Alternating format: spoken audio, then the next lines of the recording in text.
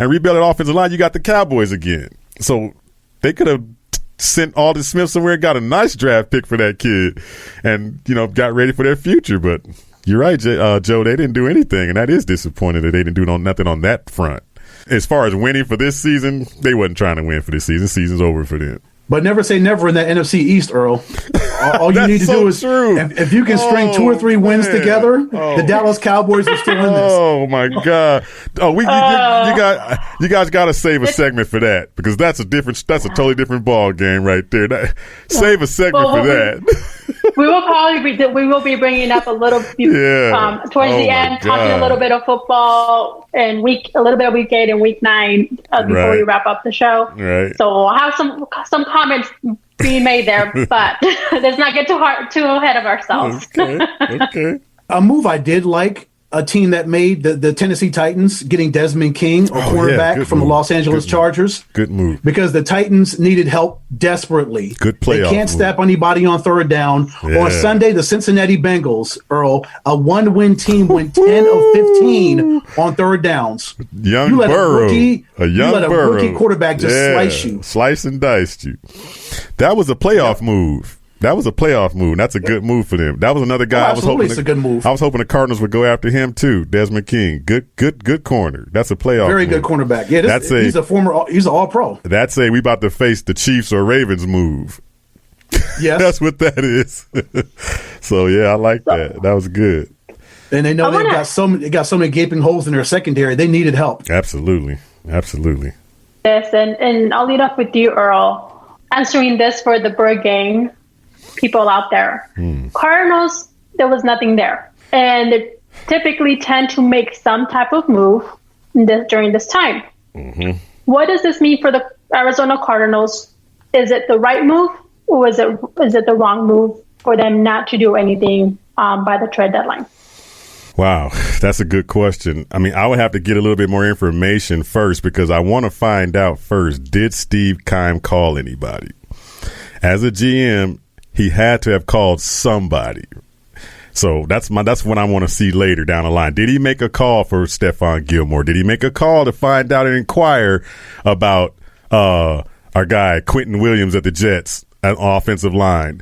Did he make an inquiry about Ryan Kerrigan from the Washington Football? Did he make any calls? That's what's going to be important to find out. But if he did not make any call, well, our move for this year in our free agency or trade deadline was Marcus Golden, because we did make a trade for the Giants for Marcus Golden. So that's our move. That's it.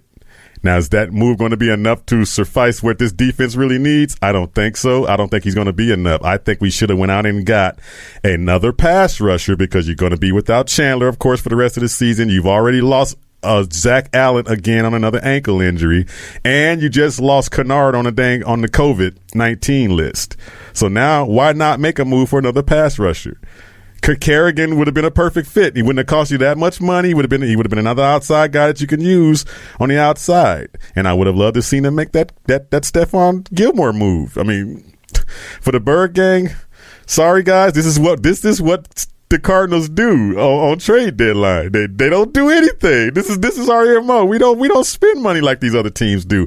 And this is one thing that really gets me is this. Our division gets better at this point in time of the year. Seattle, they go out and get Carlos Dunlap. Okay, guess what? You got to face that guy next time we face that team. You didn't counter that move. I mean, you could have countered that move with a Quentin Williams from the Jets, and that would have been cool. Now we got to go face this team again, who's already ticked off at us for we beating them. Now we got to have this dude on the other side we got to go face. I just hate when we don't make the moves. We don't counter what our division is doing, especially right now when we are so dang close to being first place and can take that division over. And we don't make a move to get better. I don't see why we didn't do anything there. But Marcus Golden is the move. I personally don't think that's nowhere near enough. I agree. Come and bite them in the butt. Exactly. Yeah. Yep. So according to Spot Rack, it looks like the Cardinals got about $3.5 million of cap space. So now I see why a deal for for Ryan Kerrigan wouldn't have worked because he's got 6.2 left on his contract at the deadline. Stephon Gilmore has got like $8 million left on his contract. So you can money make wise, contracts do just about anything you want to do for one season. No, Ed, you can make a contract do just about anything you want it to do. You can put some incentive there to get it up to their contracts. Yeah, you can put an incentive there. Guys can come back and restructure. I mean, if you really wanted a guy, you could make it happen. But the Cardinals are saying right now, and I guess it's okay. I mean, when you really look at it from another standpoint, you go, okay, we don't know exactly what we are right now. So, I mean, we don't because, hey, we don't know what our rest of our schedule is going to look like. But they are an improved team, and they're not going to be a championship team just yet. So I don't think, they don't think they need to make championship type of moves because they know they're not a championship team right now. And that's hard to say, but that's the truth. That's the truth. They're not a championship team right now. They didn't make championship team moves right now. So playoff team, yes, they could be a playoff team, especially where we're going with this new playoff format thing that's about to pop off. Then we'll talk about that later, like you guys said. But they'll be a playoff team. But I just think Seattle got better on defense where they need to get better, where they needed to get better. So. I mean, he had 9 sacks last year, 13.5 in 2015. Yeah. So he can be a force for Seattle. And then you talk about Jamal Adams coming back. And when the Cardinals go down to Seattle to face them, it's going to be a different Seattle team. It's not going to be that one y'all kicked around in State Farm Stadium. It's going to be a different one that's going to be pissed off. I'm like, okay, let's see what y'all got now. We got a little bit of defense that can kind of stop some of that stuff y'all do, So we should have, and we still don't know what we do have. I mean, Marcus Golden could turn out to be a gem. Who knows? What's his name? Prince Amukamara could turn out to be the guy we were missing. So let's just hope. Let's just hope those two guys can do something. Other than that, man, I don't know why we didn't do anything. We should have done something, man. But I'm used to this, Joe. We're used to this. This happens every year. We should be used to it. I know. I'm so not used to it because you like you said, you think that they would counter from what the Seahawks did. Yep. And for me, that's where it does become a surprise because this is like playing chess. Yes. It really is. It is. So at this rate, is okay. Where are the Cardinals? Where do they stand? They didn't make anything that significant. Like maybe Golden would be something that is a gem, maybe not, but something pivotal that didn't happen. Right. But that's for sure that it's going to be on like Donkey Kong when they go and face Seattle again. Yeah, because usually when you go through the trade deadline or go through picking up guys, you want to try to strengthen up weaknesses. And the Cardinals have a couple of weaknesses. And a lot of those weaknesses were, well, guys we mentioned. We need a corner that can cover because Patrick's going to be locking up a guy. And then Drake Kirkpatrick got the brunt of that beat down by Tyler Lockett. And it wasn't his fault. The guy played his heart out, hurt, and he covered pretty good. But he was just getting burnt all over the place because he was the only guy they were throwing at. So you need another guy over there to kind of help that guy, lock down the outside. And they're struggling on penalties on offensive line. So they could have got an offensive lineman that would have secured that offensive line up. Covering fast slot receivers would have been something that they should have went out and did. But like you said, we're going to see. It's going to be kind of tough to see this Seattle team get better and better, and you right on their coattails. You're chasing them. Usually when you're chasing somebody, you do something to counter them to be better than them. And it looks like the Cardinals are going to wait till next year.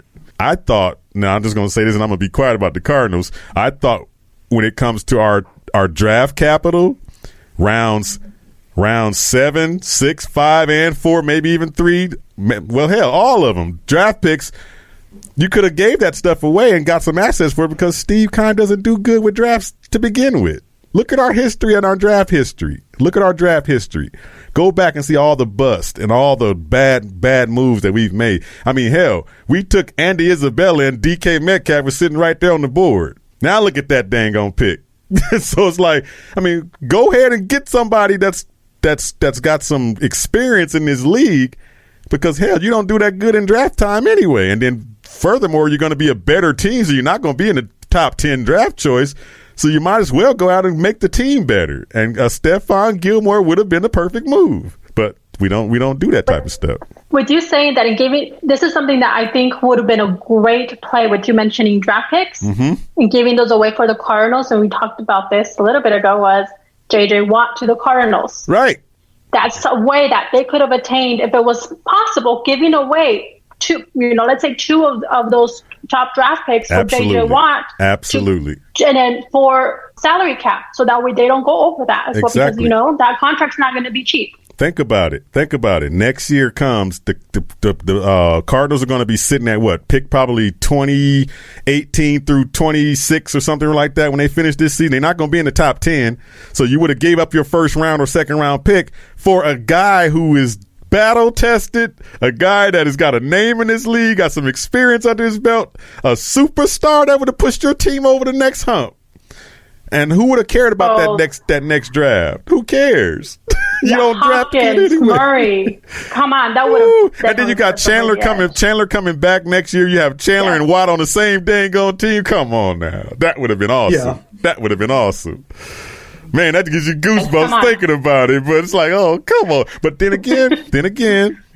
Next year he could be, he could be picked up at the end of the year as well for next year too for Watt. So let's not say it's a wash. It's not like it can't happen, but it should have happened right now. For me, and if you ask me, it should have happened.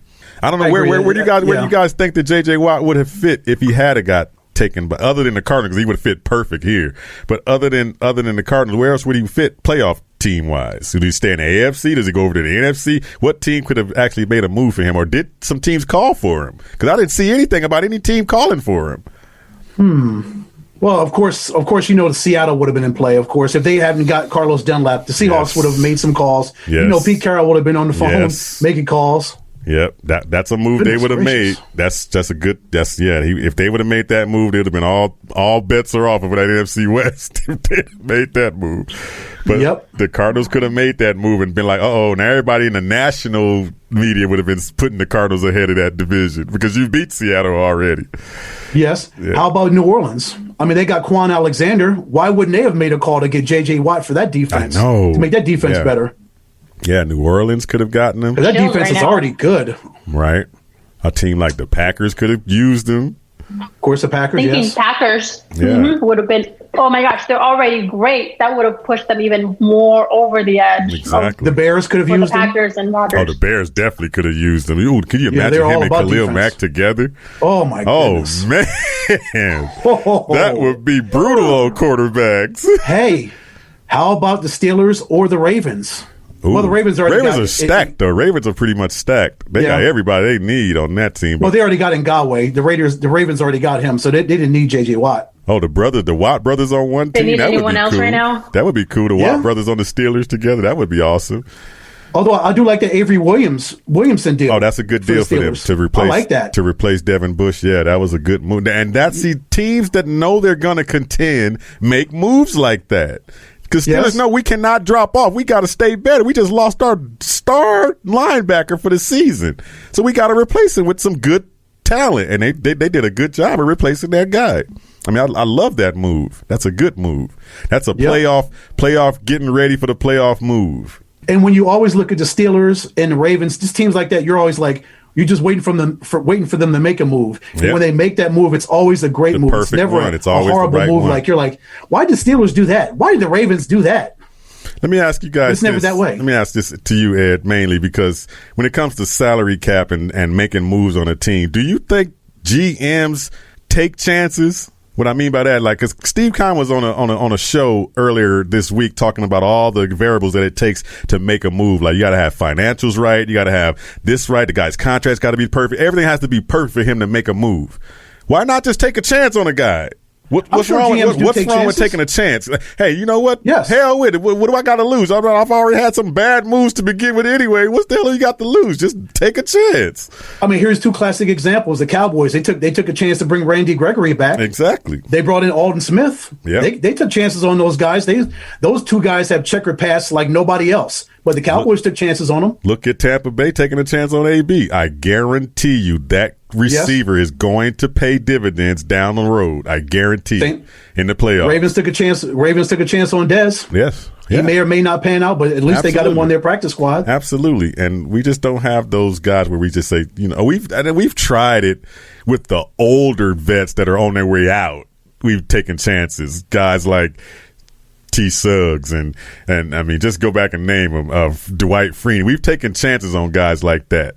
But I'm talking about a guy that's in his prime. Hey, just put the money up. We got a gift given to us